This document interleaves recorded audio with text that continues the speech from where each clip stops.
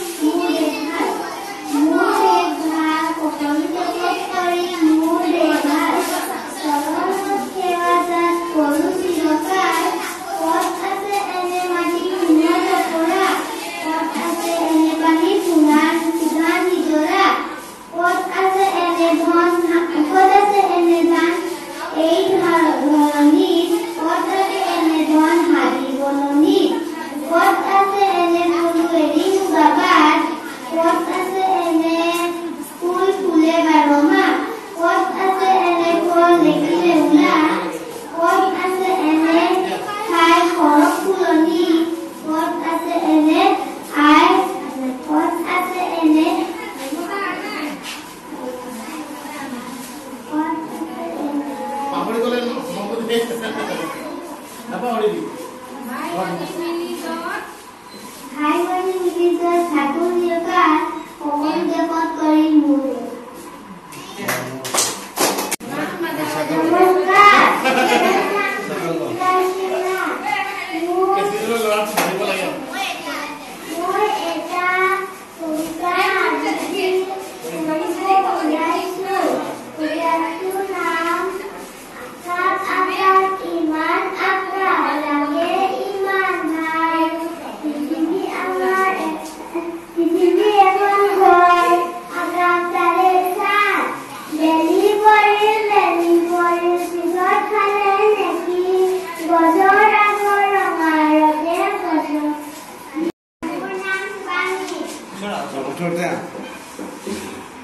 নমস্কাৰ মোৰ নাম শিৱানী মই এটা কবিতা আবৃত্তি কৰিম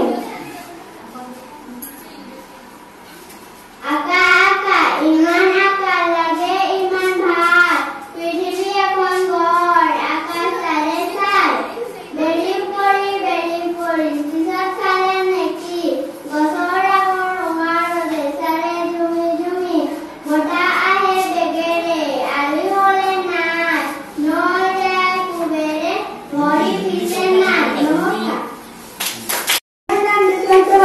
মই কবিতা কৰোঁ What along the river and teacher on the sea, but the louder to the color, it is hard than this. Namaskar, মোৰ নাম বিকাশমান মই এটা কবিতা লিখি কৰিম কবিতাটোৰ নাম অসম আমাৰ ৰূপহী অসম আমাৰ ৰূপহী উনৰো নাইকে ভাৰতৰে পূৰ্ব দিশৰ সূৰ্য উঠা দেশ গোটেই জীৱন বিচাৰিলেও অলেখ দিৱস ৰাতি অসম দেশৰ দৰে নেগাওঁ ইমান ৰসাল মাটি চিৰবিলীয়া তোমাৰ সেউজ পৰিৱেশ ভাৰতৰে পূৰ্ব দিশৰ সূৰ্য উঠা দেশ নমস্কাৰ কবিতা আবৃত্তি কৰিম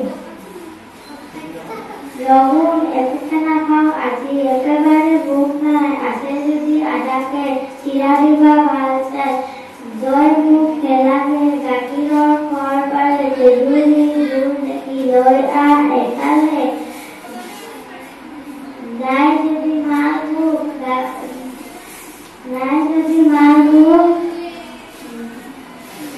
গাজীৰ পলকে আছে যদি আৰু একো নেলাগে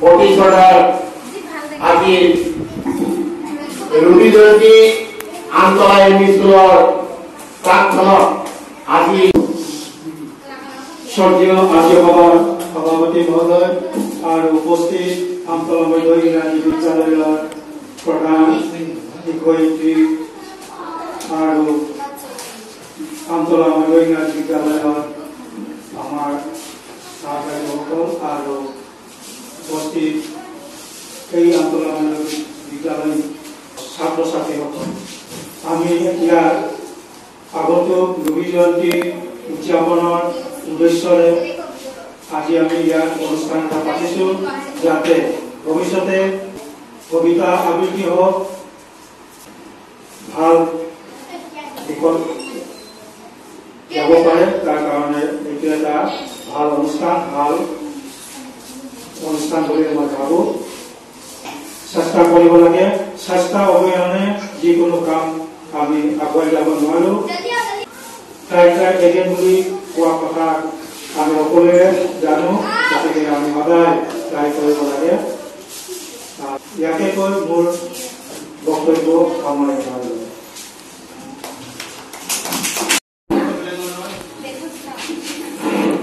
উপস্থিত আজি সভাৰ সভাপতি মহোদয় আৰু আমাৰ বিদ্যালয়ৰ সন্মানীয় প্ৰধান শিক্ষকসকল মহোদয় আৰু আমাৰ বিদ্যালয়ৰ মোৰ সহযোগী শিক্ষক বন্ধু আৰু আমাৰ গ্ৰাম্য বিদ্যালয়ৰ পৰা অহা সন্মানীয় শিক্ষক আৰু ছাত্ৰ ছাত্ৰীসকল, আজি আমি তোমালোকে শুনিছা ইতিমধ্যে যে কিয় আমি এই পুষ্পময় পৰ্বটো হেৰি কৰিলো, আয়োজন কৰিলো। তো বেছিকৈ আৰু দীঘলীয়া কৰি লাভ নাই, তোমালোকৰ আমনি লাগিছে। যিখিনি কাৰ্যসূচী আজি আমি কৰিলো, মানে কি কম, গান আৰু কবিতা, মানে ৰাষ্ট্ৰীয় সংগীত, জাতীয় সংগীত আৰু কবিতা আছে, সেইখিনি আমি পৰৱৰ্তী সময়ত যিখিনি সময় আছে এক মাহ ক্লাছৰ মাজে মাজে আমি প্ৰস্তুতি চলাই যাম আৰু প্ৰস্তুতি যি আছে সেইখিনি শুধৰণিৰ চেষ্টা কৰিম। আজি জনগণৰ ক্ষেত্ৰত মেক্সিমামে ভালে গাইছে আৰু জাতীয় সংগীতটো এজনেই গাইছিলে খালি বিৰাট। বাকী কবিতাৰ ক্ষেত্ৰতো ইমান উৎসাহ দেখিবলৈ পোৱা নাই মই। তো এইখিনি আমি আৰু ভালদৰে চাব লাগিব, তেতিয়াহে আমি সুন্দৰভাৱে মঞ্চত পৰিৱেশন কৰিব পাৰিম। নহ'লে মানুহে হাঁহিব আমাৰ ওপৰত, কেনেধৰণৰ ষ্টুডেণ্ট, কেনেধৰণৰ টিচাৰ আৰু কেনেধৰণৰ বিদ্যালয়, হয়নে নহয়? তো একচুৱেলি আমাৰ যিটো প্ৰস্তুতি এইটো মাইকত আমি কৰিব নালাগিছিল, মই ভাবো। কিন্তু এইটো এটা পজিটিভ হেৰি আছে, মাইকৰ ভয়টো যাতে দূৰ হয়। মাইক ল'লে কিছুমানৰ হাত ভৰি কাপে যে, কপি থাকে যে, এইকাৰণে দিছে। কিন্তু প্ৰস্তুতি কৰিব কিবা বুজুৰ্গী থাকে, সেইটো শুনিলে হয়তো সমাজৰ মানুহে ভাবিব পাৰে যে এই বিদ্যালয়ত ৰাষ্ট্ৰীয় সংগীত, জাতীয় সংগীত ভুলকৈ গাইছে। কিন্তু আমি যে শিকি আছো সেই কথাটো হয়তো তেওঁলোকে নাভাবিবও পাৰে, হয়নে নহয়? হয়নে? গতিকে তোমালোকে ঘৰত ৰাষ্ট্ৰীয় সংগীত, জাতীয় সংগীত আৰু যিজনে যিটো দিবলৈ মানে সিদ্ধান্ত লৈছে সেইটো মুখস্থ কৰি তাৰপিছত ঘৰত প্ৰেক্টিচ কৰিবা, ঠিক আছে? আৰু জনগণৰ ক্ষেত্ৰত মই ক'লোৱে অলপ দ্ৰুতভাৱে যাব লাগিব, 52 ছেকেণ্ডৰ ভিতৰত যাব লাগিব। 52 ছেকেণ্ডে হ'ব লাগিব বুলি কথা নাই, তাতকৈ বেছি হ'ব নালাগে। 52 ছেকেণ্ড, 52 ছেকেণ্ডৰ ভিতৰত হ'ব লাগে। এতিয়া তুমি দ্ৰুত গাব গ'ল হয়তো 50 ছেকেণ্ডো হ'ব পাৰে, 51 ছেকেণ্ডো হ'ব পাৰে, সেইটো হ'লে মাৰ্ক কাটা নাযায়। কিন্তু পাৰ হৈ গ'লে কিন্তু মাৰ্ক কাটা যাব, বুজি পাইছানে? কোনেও গাব নোৱাৰে একদম এক্সাক্ট 52 ছেকেণ্ডত কোনেও গাব নোৱাৰে, মানে সেইটো পাৰ কৰিব নালাগে, তাৰ ভিতৰত গাব লাগে, সেইটো হৈছে নিয়ম, ঠিক আছে? আৰু ৰাষ্ট্ৰীয় সংগীত গোৱাৰ সময়ত অলপ চিধা হৈ সাৱধান মুডত সাৱধান হৈ পেলাই গাব লাগে। এনেকে কেজুৱেল মুডত থাকিলে নহ'ব, চিধা হৈ ষ্ট্ৰং হৈ আৰু এনেকে 45 ডিগ্ৰী এংগেলত আমাৰ ৰিলটো এনেকে ৰাখি আমি গাব লাগে, বুজি পাইছানে?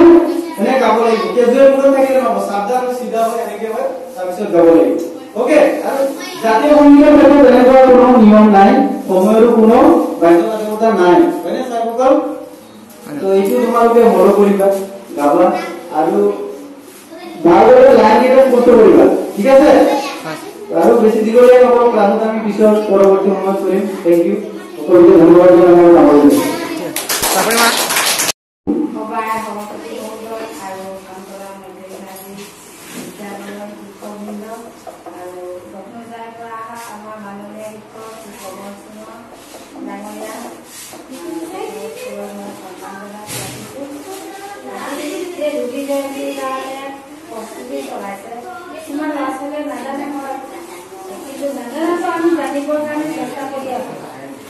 আজি ভালে হৈছে, এক প্ৰকাৰৰ এটা হাঁহৰ এটা পাৰিছে, হয় না? হেৰাই গৈছে কাৰোবাৰ, আজি অলপ পাৰিব, কালি অলপ পাৰিব, পৰহিলে পুৰা পাৰিব। আমি চেষ্টা কৰিলে আমি সকলো কাম কৰি যাব পাৰিম। কিন্তু আজি বহুত ল'ৰা ছোৱালী কিছুমানে ভয়তে পলাই গৈছে, কিছুমানে হাঁহকে বহি আছে যে কৰিম মই পাৰিম বুলি। এই তেনেকুৱা পলাই সকলো ল'ৰা ছোৱালী মই ভালে পাইছো। কিছুমান ল'ৰা ছোৱালী পাৰিম বুলি কৰিম বুলি বহি আছে, কিছুমানে নোৱাৰো বুলি কৈছে, সেইকেইটা মই বেয়া পাইছো। কাইলৈ ঠিকছে দিম, এনেকে কৰিলে নহ'ব নহয়। নিজৰ স্কুল ন, নিজৰ স্কুলটো ভাল হ'লে নিজৰ এতিয়া সন্মানটো আহিব, ছাৰ হ'লে সন্মান আহিব, ছাৰ বাইদেউ আৰু স্কুলৰ সন্মান। বেলেগৰ পৰা যদি আহি পিনি চাই আমতলা স্কুলৰ ল'ৰা ছোৱালীবিলাক খুব ভাল, বহুত সাহস আছে, ছাৰসকল বাইদেউসকলো খুব ভাল আৰু ল'ৰা ছোৱালী খুব ভাল, এনেকে কোৱাটো আমাৰ শুনিবলৈ মন যায় নে নাযায়? আমাৰ কাণৰ এই শব্দটো যদি শুনিলে আমাৰ কিমান গৌৰৱ অনুভৱ কৰিম ন। গতিকে আমি আজি যিবিলাকে পৰা নাই, হয়তো কালি বা পৰহি এনেকে ঘৰত চেষ্টা কৰি পিনি বাইদেউ মই পাৰিম, মই কবিতা এটা আবৃত্তি কৰিম, মই গান এটা গাম, এনেকে নিজে উদাসী আহি পিনি মোক ক'ব লাগিব যে মই তই গা এনেকে কৈ থাকিলে নহ'ব। গতিকে তোমালোকক সকলোকে মই মৰম জনাই পিনি ইমানতে মই সামৰণি মাৰিছো।